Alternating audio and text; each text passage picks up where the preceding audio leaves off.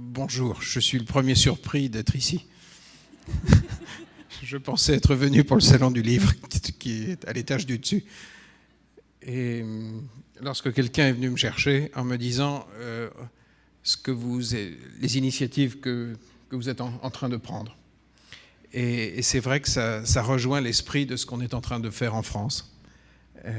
Et qui risque peut-être d'arriver parce que ici, puisque j'ai croisé de nombreux Québécois qui manifestement ont l'intention de faire venir les zèbres au Québec. L'idée sur le film dont vous n'avez pas vu les images, c'est de rassembler les gens qui règlent concrètement par eux-mêmes des problèmes de société. L'idée, c'est de faire une sorte de gouvernement civil avec des associations, des entreprises, des mutuelles qui prennent en charge des problèmes très concrets et d'associer la population pour qu'elle fasse avec les faiseurs et non pas les diseux. Et il y a toutes sortes de programmes, dont un que j'ai fondé qui s'appelle Lire et faire lire. On a un problème, je vous prends des exemples pour que vous compreniez pourquoi on est venu me chercher.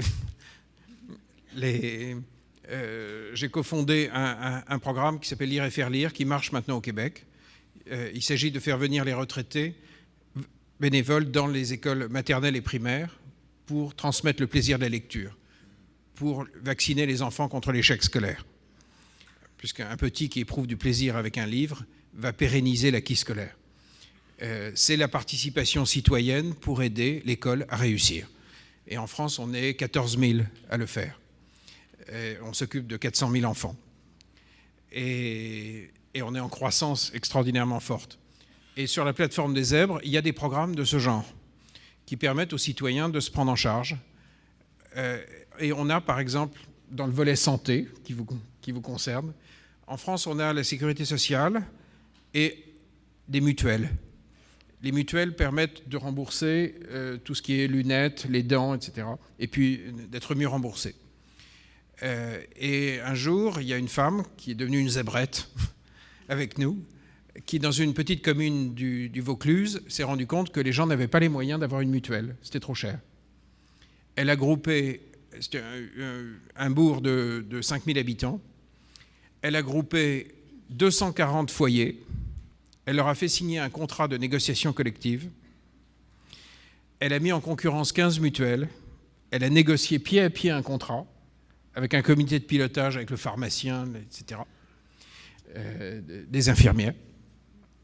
Et elle a obtenu un tarif incroyable qui a permis de donner une mutuelle à tout le monde dans la commune. Le gouvernement n'avait pas réglé le problème. Cette fille s'appelle Véronique. Véronique a été plus efficace que le gouvernement français dans cette commune.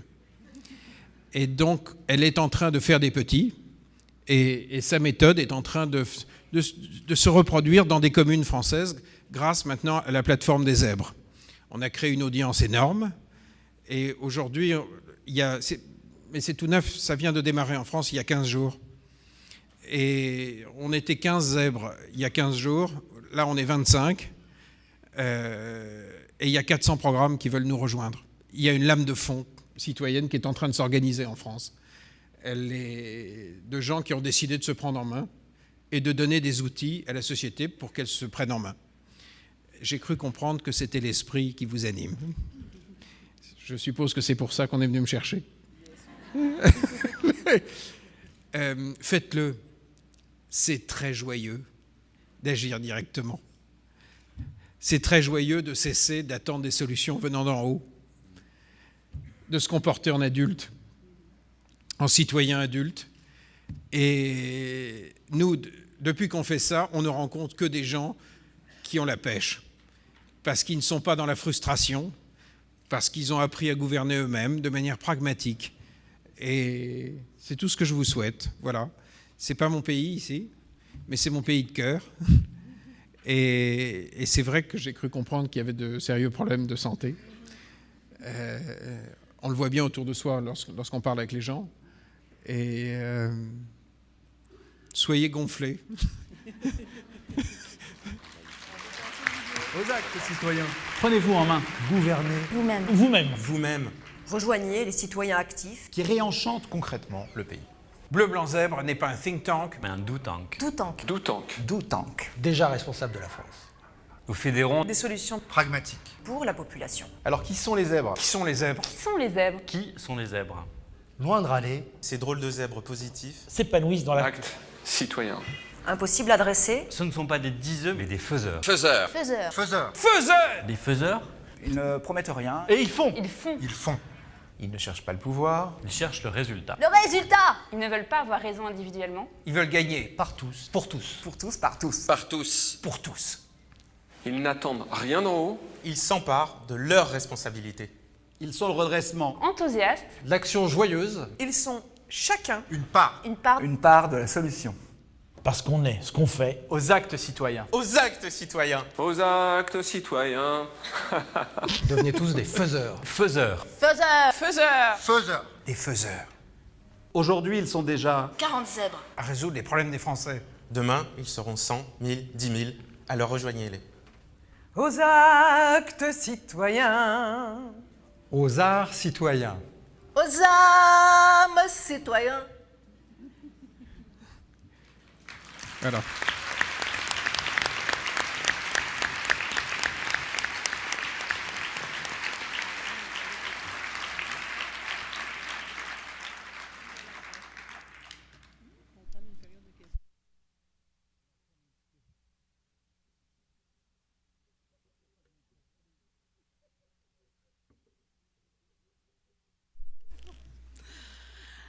Alors, je vais ouvrir un comité plénier large, questions-commentaires. Toutefois, on m'indique que notre invité doit quitter absolument à 14h15. Donc, il est prêt. 15h15, je m'excuse. J'ai un retard d'une heure sur mon... je m'excuse. Donc, le comité plénier large de questions-commentaires, s'il n'est pas terminé, se terminera à écart. Alors, au micro 1. Sylvie Boulet, syndicat PSSU, présidente Maisonneuve-Rosemont. J'étais dans un panel ce matin qui parlait justement de si c'était à nous, à la FIC, de s'impliquer, de prendre la place du gouvernement. J'entends ça et je suis enchantée. Je crois vraiment. Je me suis pensée idéaliste de dire que oui, si les idées ne venaient pas de nous, il ne fallait pas attendre après le gouvernement, il ne fallait pas attendre après qui que ce soit, parce que ça n'avancerait pas. Puis nous avons toujours été innovateurs, nous connaissons les problèmes, nous savons ce qu'il y a, fait que nous, on fonce, puis on a des idées. Bien, quand j'ai entendu ce que j'ai entendu, je trouve ça merveilleux. Puis oui, j'espère que ça va nous donner le courage de foncer. Puis oui, j'ai envie d'être un zèbre. Merci. Merci, chers zèbres. Merci, chère zébrette. Mais c'est surtout très joyeux de faire ça. Ce qu'on vit là en ce moment en France est un truc d'une gaieté, alors que la société est totalement déprimée. Nous, on va très bien.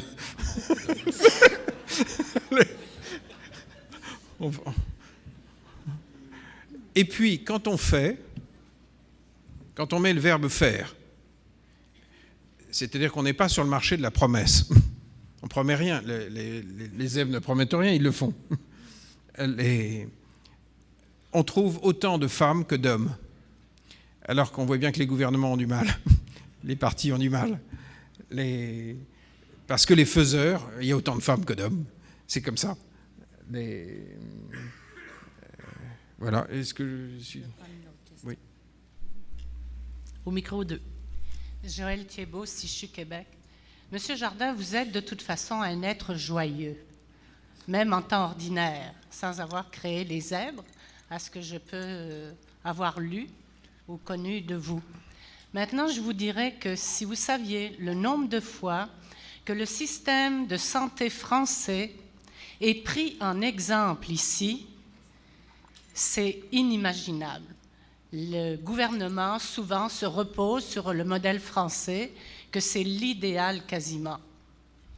Moi, je ne suis pas d'accord, mais en tout cas. C'est vrai que nous avons des problèmes. Maintenant, je voudrais vous demander, est-ce que c'est ça que j'ai entendu la semaine dernière, que c'était un mouvement qui était pour aplanir les inégalités dans le système de santé en France, qui était rendu à 2 vitesses? Est-ce que c'est ça que la nouvelle que j'ai entendue? Nous n'avons pas d'objectifs généraux. Ce qui nous intéresse, ce sont les pratiques. C'est-à-dire que je ne fais rentrer pour l'instant sur la plateforme des zèbres que des gens qui ont une pratique qui règle un problème. Si quelqu'un vient me voir avec ce genre d'objectif, je lui dis « Ok, mais tu fais quoi ?» Donc, il n'y a pas de... on raisonne par pratique et non pas par objectifs généraux. C'est vraiment un mouvement pragmatique. Alors, si quelqu'un a une bonne pratique pour faire avancer ce que vous dites, on le fera rentrer. Ce qu'a fait cette femme avec sa mutuelle de proximité, en mettant en concurrence des grandes mutuelles, aboutit à redonner de l'égalité. Mais ce qui m'intéresse, c'est qu'elle n'avait pas un discours. Elle a eu une pratique. Elle le fait. Maintenant, il est évident que tous les zèbres ont un humanisme forcené. Sinon, ils n'auraient pas fait ce qu'ils ont fait. Et un humanisme joyeux.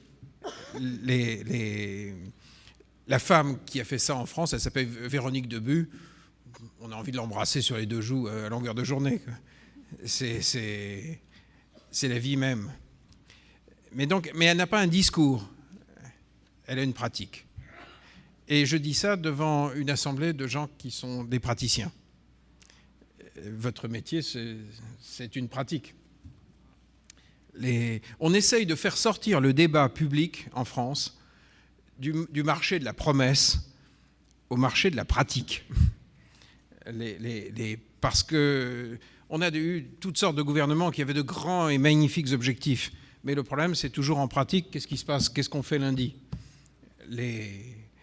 Et donc, on reprend les grands problèmes de société par en bas, de manière rationnelle.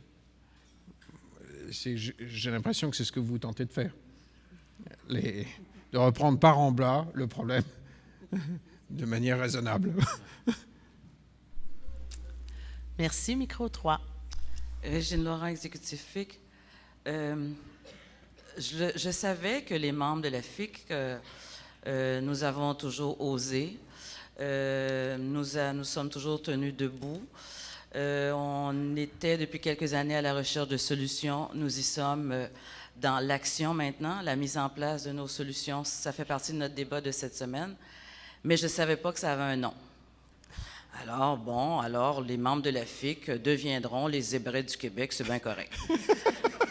Je voudrais symboliquement rendre hommage et nommer notre zébrette en chef, Sylvie Bissonnette, parce que c'est grâce à son entêtement si vous pouvez passer un petit peu de temps avec nous cet après-midi. Alors, merci la zébrette Bissonnette.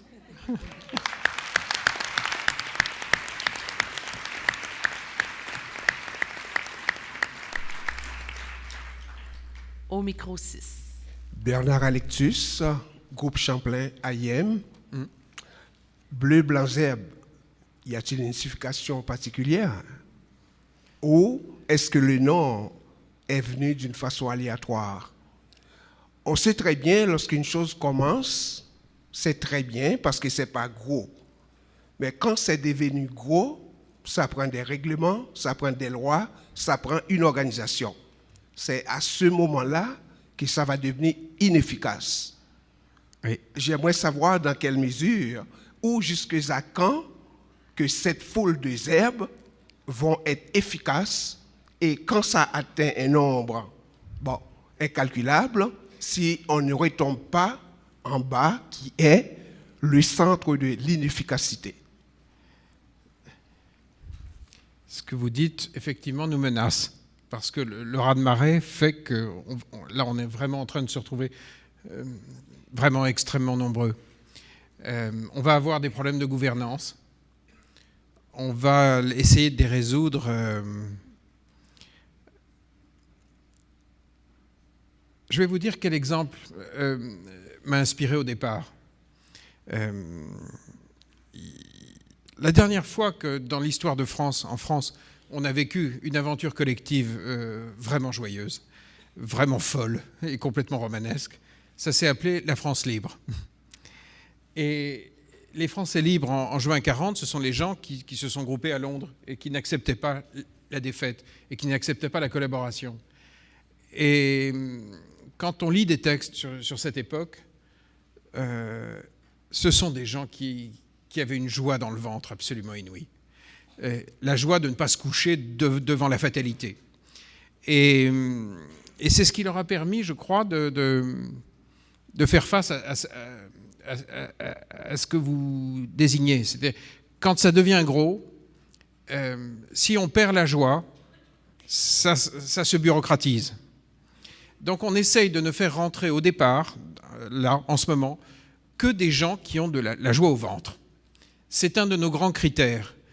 Il y a plein de gens qui font des choses formidables, mais qui n'ont pas cette joie-là. Et parce que... Alors ça peut sembler un critère bizarre, mais pour moi il est fondamental. Pour ne pas tomber trop vite dans le travers que vous désignez. Maintenant, toute notre organisation est extrêmement décentralisée parce que chaque zèbre pilote son propre programme. Que ce soit une entreprise, que ce soit une association, une mutuelle, chacun est responsable de son propre territoire. Donc même si on grandit, ça restera fondamentalement décentralisé. Mais il me semble que dans l'action collective, s'il n'y a pas la joie, il manque l'essentiel. Ça me semble le grand carburant. J'ai essayé de répondre. Maintenant, peut-être que ce que vous craignez va nous tomber sur la figure. On va essayer d'éviter. Merci, au même micro 6. Oui, bonjour. Linda Dubuc, C3S Jeanne-Mance, AIM, donc infirmière. Alors, je tiens à vous féliciter de venir poser un baume comme ceci sur ce que nous sommes en train de vivre. Sortons du cadre avec nos petites maisons, avec ce qui va faire en sorte qu'on va pouvoir, avec humanisme et joie de vivre, d'y arriver. Parce que moi, auparavant, j'étais dans un milieu communautaire. Alors, et là, présentement, je suis dans un milieu un peu plus centralisé, mais avec une bonne gang encore qui y croit vraiment. Donc, la santé, ça ne s'achète pas, ça se vit. Et nous sommes tous des professionnels de la santé ici, aujourd'hui, assis, pour témoigner justement de notre humanisme. Alors, c'est à petit pas qu'on y arrivera.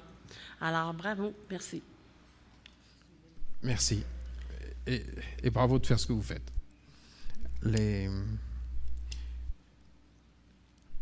Au micro 3. Michel Waclair, exécutif FIC. Merci d'être présent avec nous. J'ai fouillé sur Internet pour voir les zèbres et les zébrettes.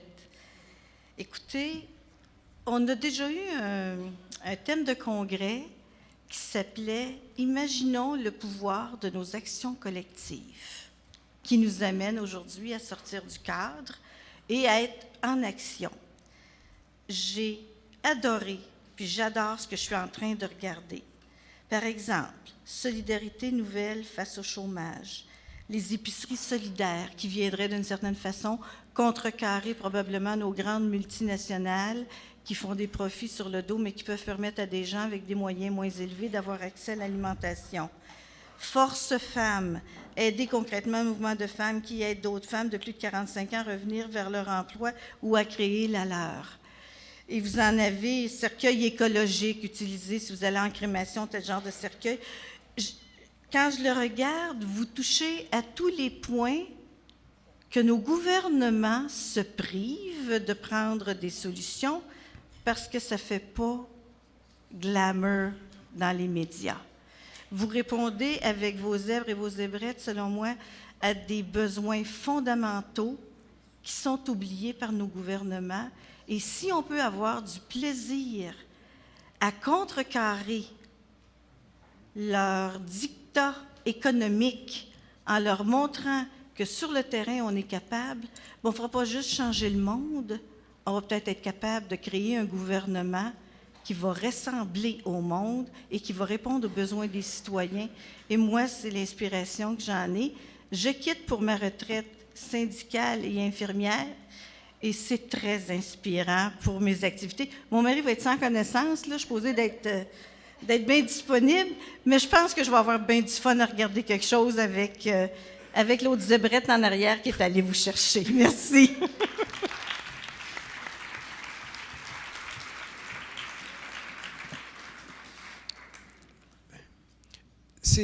Tout ça est né d'un constat. Je suis français, et en France, nous n'avons pas d'hommes ou de femmes providentiels. Et ça me semble une chance incroyable, une opportunité historique. Quand on n'a pas de sauveur, c'est merveilleux.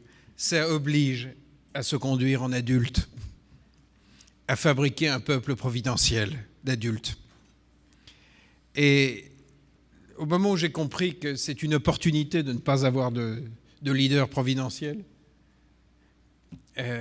c'est une opportunité pour une société. Et en France, vraiment, on n'en a pas. Donc, on va vraiment se marrer. On va en profiter. Voilà, une question. Au micro 5. Je m'excuse. Rita Lamotte, citoyenne de la vieille capitale. Merci d'avoir accepté l'invitation, pour ainsi dire, à pied levé. Moi, j'ai visité Paris en août dernier.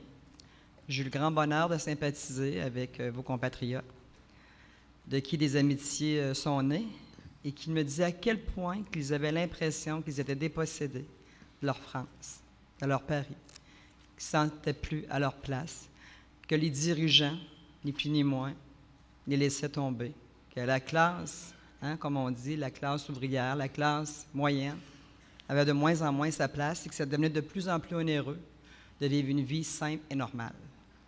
Je vous entends, je trouve que c'est rafraîchissant. Alors, c'est vrai, j'ai été bien informé. Oui. Je vous entends, c'est rafraîchissant, votre mouvement. Mais aussi, je me dis, quand on en arrive à prendre en charge le règlement des difficultés vécues au sein d'une communauté, parce que nos gouvernements, nos dirigeants sont à un autre niveau que la majeure des gens qui les élisent, il y a un sérieux problème. D'où un banc de cynisme qui plane chez vous et qui est aussi chez nous, surtout depuis cette semaine. Parce qu'avant que vous arriviez, on avait des élections quand même. Alors, ceci étant dit, lorsque le mouvement sera assez gros, que vous vous serez multiplié avec votre grand bonheur et c'est tout à votre honneur, qu'allez-vous faire de vos dirigeants? Allez-vous les destituer? Bonne question. Qu'allez-vous faire de ces gens-là s'ils n'arrivent pas à entendre le peuple et à desservir le peuple qui les ont mis là pour les besoins qu'ils avaient?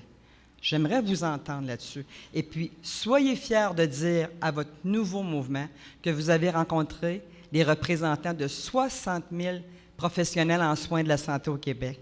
Vraiment, vous allez arriver, ils vont dire, mon Dieu, déjà, on est rendu là-bas. Merci. Je vais leur dire, qu'est-ce qu'on va faire de nos politiques? D'abord, le mouvement des zèbres en France n'ira pas aux élections. On ne veut pas qu'on nous donne du pouvoir puisque nous l'avons. On a le pouvoir principal, c'est de faire.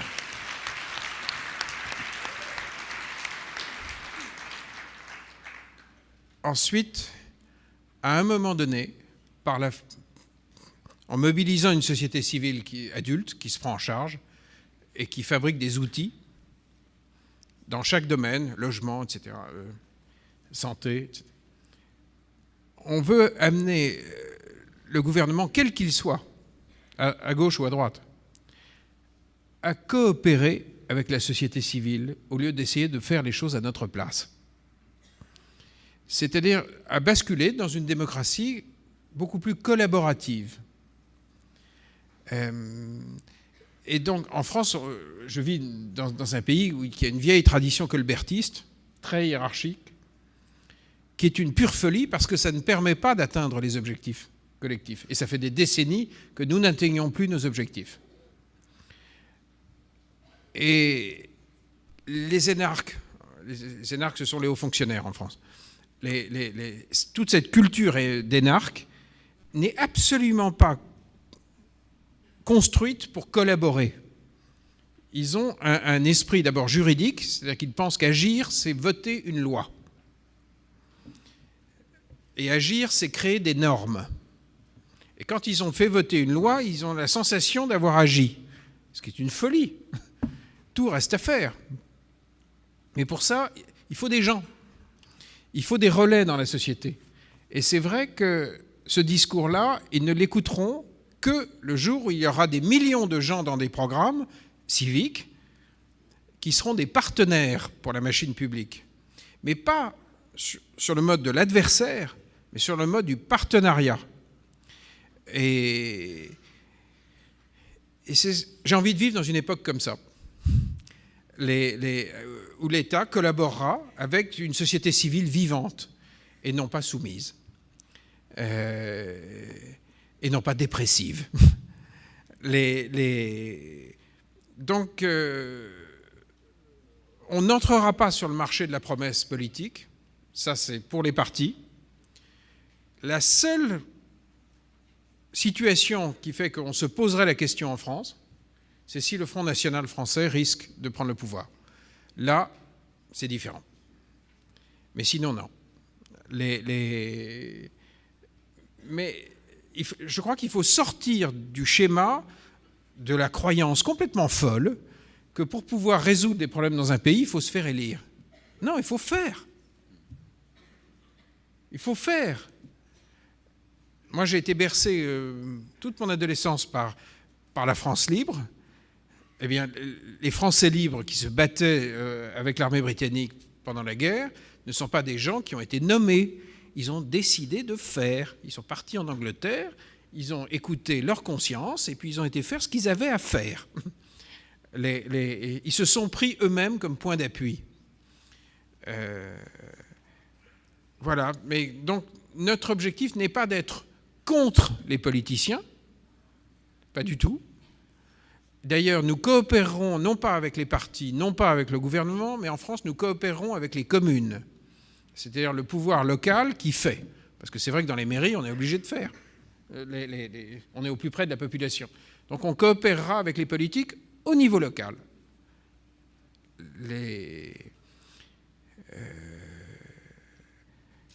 Bon Dieu, parfois je me dis, mais je suis en train de vous dire ça et c'est réel. Parce qu'il y a 15 jours, ça n'existait pas encore. Il y a 15 jours, on était 5 dans ma cuisine.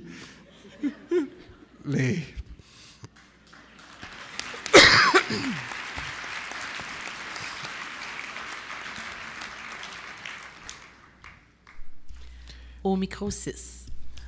André-Luc Deschênes, syndicat des infirmiers et infirmiers de la Baie-du-Son. J'adore votre discours. Puis quand on me dit, il y a 15 jours, on était 5 dans ma cuisine, écoute, je triple. Là. C'est là qu'on se rend compte que c'est la même chose que tout groupe de résistants comme la France libre. Oui. Quand tu arrives au pied du mur, tu n'as plus rien, tu as deux choix.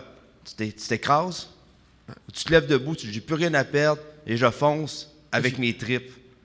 Ça, là, c'est le plus beau message que vous voulez nous donner. Surtout quand on va partir en négociation, le mouvement social. Déjà, au Québec, on a plusieurs ZEB. Je ne savais juste pas que ça s'appelait des ZEB. Je pense à la pédiatrie sociale, Dr Julien, toutes les petites coopératives dans les régions pour sauver les épiceries de village. On en a plusieurs. C'est que je pense que face à la droite, on est au pied du mur. On se l'est fait dire qu'on est déjà en guerre avec eux hier. Mais c'est ça, on devient des résistants avec nos tripes. On va donner des zèbres. Je pense que la plus belle façon de faire, c'est vraiment agir localement, puis quel message. Fait 15 jours, imagine comment ça va être contagieux, cette histoire-là, si on s'y met toute la gang. Fait que, merci beaucoup pour l'enthousiasme. Écoutez, puis inquiétez-vous pas, hein? Il n'y a pas juste en France que vous avez du monde qui pense que voter des lois, c'est suffisant. Ici, avec. Merci beaucoup. Merci. Mais c'est vrai que c'est pas suffisant. Puis surtout, c'est triste. C'est triste de vouloir gouverner à la place des autres. C'est fou, d'ailleurs. Mais moi, ce qui m'a touché et qui m'a donné envie de venir lorsque... Oui, je ne sais pas où elle est. Oui, là, elle est là. Lorsqu'elle est venue m'attraper, c'est qu'elle m'a dit, mais nous, on a l'intention de faire. On a l'intention de faire. Puis regardez le mot, sortons du cadre. Or, la totalité de nos zèbres sont des gens qui sont sortis du cadre, qui ont raisonné en dehors du cadre. Il y a un type dont je suis fou, qui fait partie de notre bande de zèbres. Il a décidé un jour que les enfants des cités françaises et des banlieues et du fond des campagnes auraient des bibliothèques dans leur chambre. Je dis, on fait comment? Et il me dit, j'ai fondé une maison d'édition qui vend en direct, en bas des tours, dans nos banlieues, des livres pour enfants. Il est éditeur, des livres à 80 centimes. Je dis, comment on fait pour atteindre 80 centimes? Et il me dit, j'ai remis à plat tout le modèle économique, et j'ai des camionnettes. Et je lui dis, tu en vends combien? 2 millions. Et il me dit, si tu m'aides, on peut en vendre 4 millions. Il est plus puissant que le ministère de la Culture.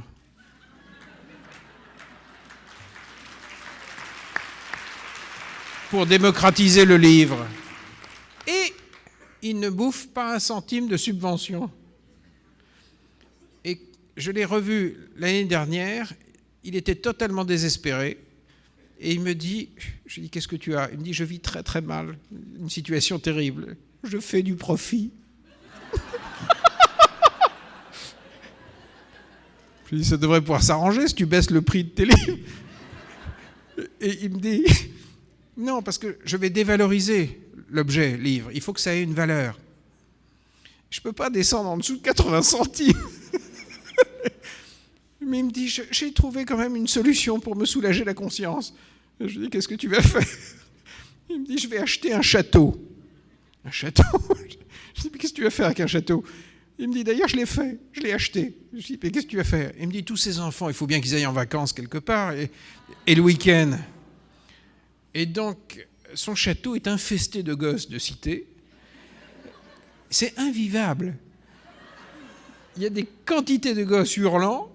Il a 2 pièces là-dedans, et je lui dis, mais comment tu fais pour vivre comme ça? Il me dit, j'aime être dérangé. Mais il est éternellement quitté par toutes les filles qu'il aime. Elle n'accepte pas de vivre dans ce bordel. Mais c'est un formidable ministre de la Culture. Parce qu'il démocratise pour de vrai le livre. Pour de vrai. Il se prend en main, il le fait.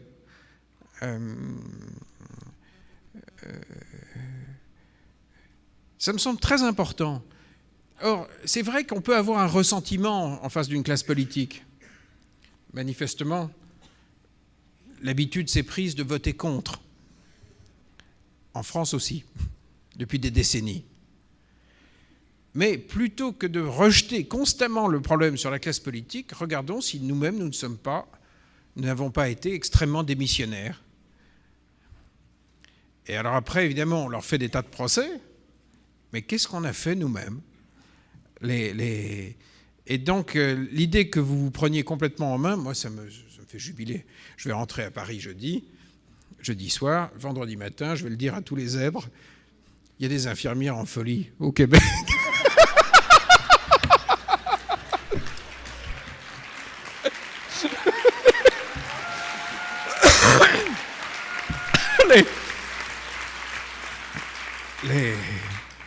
Qui en plus ne sont pas dépressives du tout, alors qu'elles ont une situation très compliquée à gérer. Voilà, ben, je vous souhaite bon courage pour vos folies.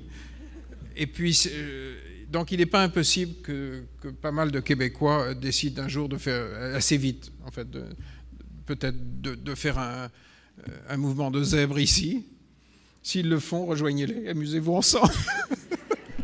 Et mutualisez surtout votre audience. Mutualisez votre audience. Voilà, belle journée. Merci. Il nous reste une question, peut-être au micro 3 rapidement, car il est 15h09.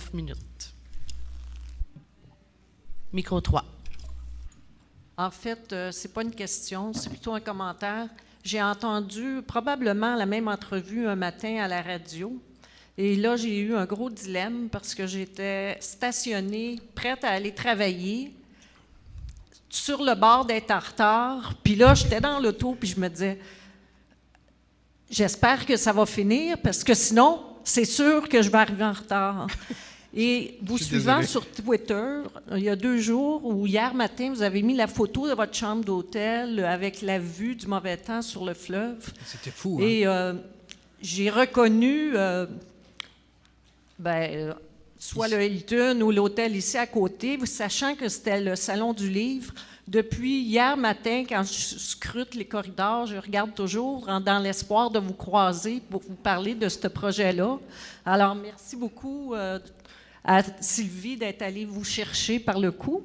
Et je trouve ça super touchant que vous utilisiez votre notoriété pour poser un geste comme ça, parce que c'est sûr que si c'était quelqu'un, même un de vos zèbres qui n'est pas connu, qui avait lancé l'idée, ça aurait été beaucoup plus difficile de rendre ça public et de faire des petits avec, mais en ayant un personnage de votre envergure pour porter le projet et y adhérer avec autant de cœur, ben, je pense que ça donne un coup de pouce extraordinaire et de toute évidence, vous semblez en prendre un grand plaisir. Alors, bravo. Merci. Mais je le fais aussi, madame, parce qu'en France, nous, on a aussi un vote d'extrême droite d'une violence inouïe. Et je connais bien l'histoire de mon pays. Et je connais bien l'histoire de l'Europe. Et je ne veux pas certaines choses. Et j'ai plein d'enfants. Et je ne veux pas certaines choses pour eux. Donc j'ai attendu, en fait, que la situation soit quand même assez détériorée. Vous n'avez pas le même type de problème. Dieu merci pour vous, ici. Mais quand les Européens entrent dans des logiques nationalistes, c'est pas bon. C'est aussi ce qui m'a fait sortir du bois. C'était pas uniquement le cœur léger. J'espère me tromper. Mais je ne laisserai jamais mon pays partir là-dedans. Et c'est vrai que quand on a une parcelle de notoriété dans un pays, on peut l'investir. On peut s'en servir. C'est un levier. Maintenant, c'est vrai qu'ici, vous êtes dans un autre contexte. Vous n'avez pas cette épée au-dessus de la tête. Donc, on va essayer de rester des zèbres souriants, mais dans un contexte qui ne l'est pas complètement.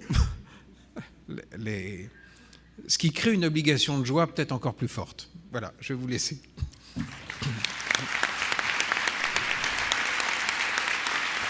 Thank you.